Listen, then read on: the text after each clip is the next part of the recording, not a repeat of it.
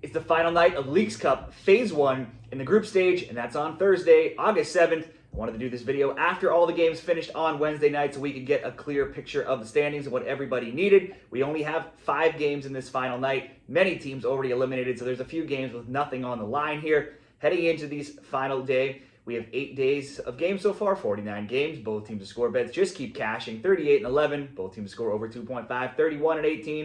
And if you're just betting the over, 34 and 15. So just keep betting goals probably if you're unsure what to do. Now we have a few different tiebreakers that could come into play here. So let's run through the tiebreakers. First one, wins in regulation time, then goal differential, most goals scored, fewest goals conceded, fewest points in the fair play table, and then an unlikely draw down there as the last draw by the Leagues Cup, just doing a draw by teams in the last option there as well. Now on the MLS side, let's look at some of the permutations of what it takes to move on here. Portland currently 4th, 7 points. They have a +5 goal differential. They look like they could be safe, but we have teams like the LA Galaxy with 4 points and a +3 goal differential. So they're the team that's most likely to catch and knock Portland out here. And we have both of Cincinnati and the Red Bulls also with 4 points, but just a +1 goal differential. So they're going to need wins, but they're going to need wins and very big wins by probably 4 or 5 goals.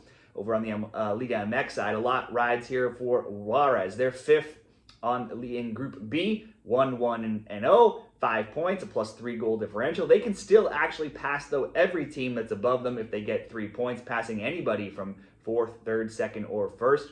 With 2 teams above them with 6 points, you would think maybe they could draw and have a better goal differential, but that wouldn't help them because of the tiebreaker being wins, so they'd still have less wins. So unless it's a PK win where they get 2 points, that won't work either. So they too are going to have to go for it in their game against the Red Bulls, unless they sit back and try to play some sort of three-dimensional chess where they think they can just draw and hope for a PK win, but that's going to be way too risky. So I think that game, even though a team like the Red Bulls usually play lower scoring games, we could see goals there too. So let's start off with that one. New York Red Bulls and Juarez. New York just barely edged past Chivas in game 1. Emil Forsberg broke the 0-0 draw in the 97th minute with a free kick on the last play of the game. They had another low-scoring game, match day 2 against Monterrey, both teams scoring in the first half. Julian Hall got it for New York, and it stayed 1-1 until Monterrey went on to win that one in PKs. Now, since they had a big comeback win 5-3 against New England back in MLS play, New York then lost 5-1 and 1-0. They now have only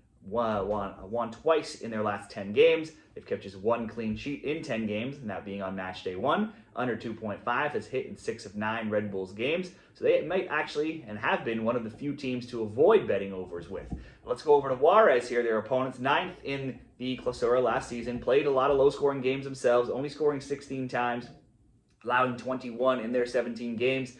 Not a great start to the Aperture, being their 17th, 0-2-1. More low-scoring games for Juarez, 1-1, 1-0, and 1-1. That changed, though, against Charlotte in the Leagues Cup. They had a big win, 4-1, led 3-1 at the half, led in shots, 16-9, shots on target, 10-1. Madsen had 2, Mosquera, Estupinian, each had 1 each. Next up, last game, they met Cincinnati, led 1-0 and 2-1. Goals from Ricardinho and Castillo before Estupinian put the ball into his own net. At 2-2, the game went to PKs. Juarez gets the win. Juarez now though only have 3 wins in 14 games. If you go back to March, they're not usually a good team to bet on for wins. They've also drawn, though, 9 of 14 games in regulation, so they're also a team that doesn't often lose. They at least often score as well. They've scored in 13 of 18 games.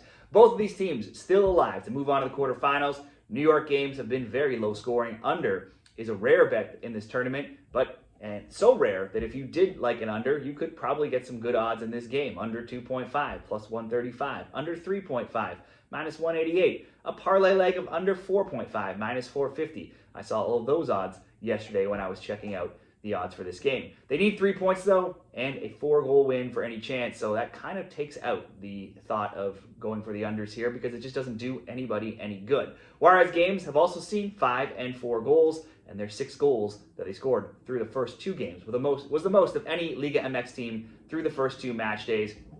So if you're going to bet this game on its own, both teams to score, -190, both teams score over 2.5, -135. I'm looking to make just one simple parlay here on Thursday's games, and I'm just going to ask for over 1.5 goals in this game in case somebody wins 2-0. I do know that both teams need to go for this. And that over 1.5 will get paired into what I think is what's probably clearly the most important game here, maybe. The Galaxy and Santos. It's the game that has the most likely option to see a team move up. It's Galaxy and Santos. LA, current worst team in MLS. One of those teams, though, that could have their season at least turn around with a win here in Leagues Cup. All of their big guns were involved against Tijuana, match day 1, where they routed them 5-2. Peck and Royce each scored once. Nascimento had a PK. Paintsel scored twice. They had a much tighter match day 2 game. Fell behind 1-0 to Cruz. Azul needed Peck tying goal in the 81st to push to PKs, where they went on to lose that one. Peck has 1 or more shots on target now in 11 straight. You could ask him very, very short odds to get a shot on target. That's not going to do very much, so maybe you have to go for 2 there. Painsel's also had a shot on target in 10 of 11. He had 5 shots on target against Tijuana. You can get a much better price on just throwing Paintsel in to get a shot on target into a same-game parlay. LA are now 4-3-3 in their last 10, a big step up given how their season started. They've scored in 12 of 14, scored multiple in 4 of 6. Defense always a problem, conceding in 24 of 26 games this season. The most goals also in MLS with 48. Santos Laguna were dead last season in the Clausura in Mexico, 2-1-14, outscored 36-15. 3 games into the Apertura, 1-0-2, scoring 5, allowing 5. In the Leagues Cup, they scored first against Colorado, fell behind 2-1, went on to lose 2-1. Keeper Carlos Salcedo saw red at the end of that game. He missed out their next game against Seattle. And against Seattle, they went down 2-0. Did get on the score sheet, though, but basically that was on the last play of the game. And on a defensive error, they lost that one 2-1. They now have just 1 clean sheet in 14 games, only 1 win in 11.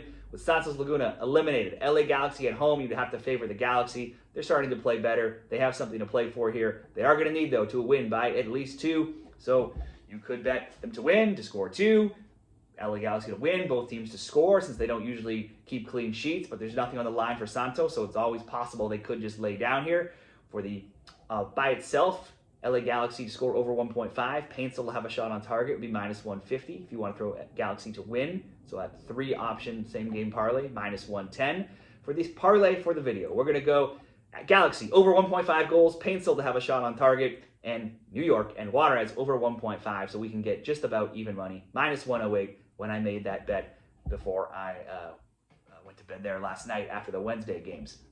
And we have 3 other games here that we will run through, maybe give some leans for. They less confident here as some of these teams are eliminated. Cincinnati and Chivas Guadalajara. Cincy scored 3 in their match day 1 game, 1-0, and 1-0, 2-1, had 1-0, 2-1, 3-1 leads over Monterrey. Eventually won that 3-2. Both teams 6 shots on target. Cincy let in shots 12-11. Evander, Arellano, and Buca all got on the score sheet. Next up on match day 2, they were behind 1-0 and 2-1. Tied it with an own goal against Juarez. Evander scored again. They drew 2-2, lost in PKs. So it's 9 goals in their 2 combined Leagues Cup games. Cincinnati, one of the best in MLS right now, just 1 point off the Supporter Shield race. They've only lost twice in 10 games. One of those came by PKs. A 0-0 with Miami is the only time they've not scored across any of their last 16 games. Evander, as hot as anybody, always a great player prop bet right now. He scored 10 goals in his last 9. He's had 1 or more shots on target in 11 straight games, and a total of 22, 2 goals and 2 assists in this tournament. Their opponents here, Chivas, match day 1 in Leagues Cup. They almost ended 0-0 with New York, but New York scored on the very last kick of the game, and New York got the win, 1-0. They had a better showing match day 2 against Charlotte, where they went down 1-0, but then led 2-1 until Charlotte tied that game late in the 90th. Chivas winning it in PKs, 61% possession they had, and they let in shots, 20-6, shots on target, 6-4. You would favor Cincinnati here since they are playing at home and they're still alive, but they're going to need 3 points and they're going to need 4 goals. Chivas are eliminated, so they might roll over, but they're still one of Mexico's top teams. It's going to be tough to beat them by 4 goals. Chivas have only given up 3 in the tournament, so if I was going to bet it, I'd probably bet Cincinnati to win, but it's tough to say here because it's going to be a huge mountain to climb for them to overtake Portland.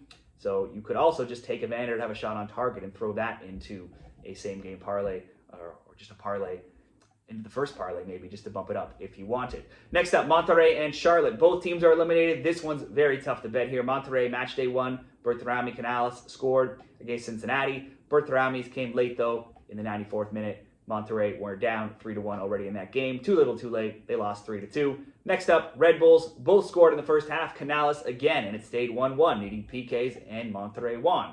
Monterrey has scored in 21 of their past 23 overall matches, but the over but the under 3.5, 11-5 in Monterrey's last 16 games. Over to Charlotte, they were never in their matchday one game against Juarez, getting scored on 7 minutes in, being down 3-1 at half, eventually losing 4-1. They had just one shot on target to Juarez's 10. Guadalajara is not one of the top teams in Mexico. There was improvement in match day 2 against Chivas, though. They scored early, went down 2-1, tied it in the 90th, still, though, lost in PKs. Charlotte might be a good team at home in MLS, 9-1-2. They've scored multiple goals, 7 of 8. They had won 4 straight coming into Leagues Cup and were undefeated in 5, but that form is now fallen off a cliff. Both teams to score bets, though, 8-2. Both teams to score over 2.5, also 8-2 in Charlotte's last 10 games. It's Leagues Cup. Both teams are eliminated.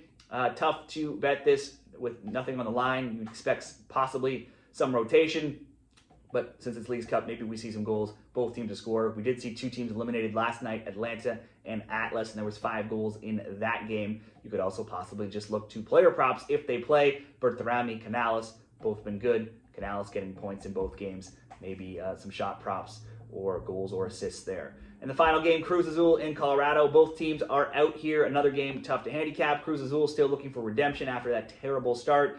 Match day 1, they had one of their biggest losses in history, getting smacked down 7-0 by Seattle. Also, that game 0-0 at half, so even worse when they let in 7 goals in one half and only had 2 shots on target themselves. It can only go up from there on match day 2, and it did. They scored early against the Galaxy. Carlos Rodriguez, they led 1-0.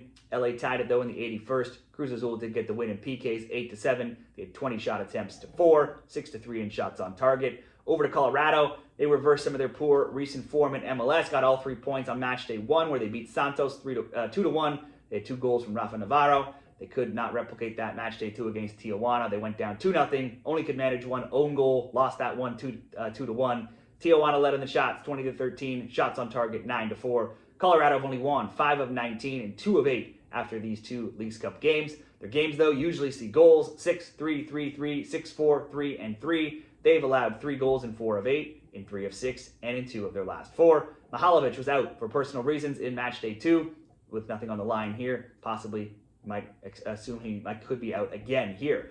Again, tough game to bet. Both teams out. If I was going to bet on someone to win, I think I'd go Cruz Azul. I think they still need to get that taste of the 7-0 defeat out of their mouth here.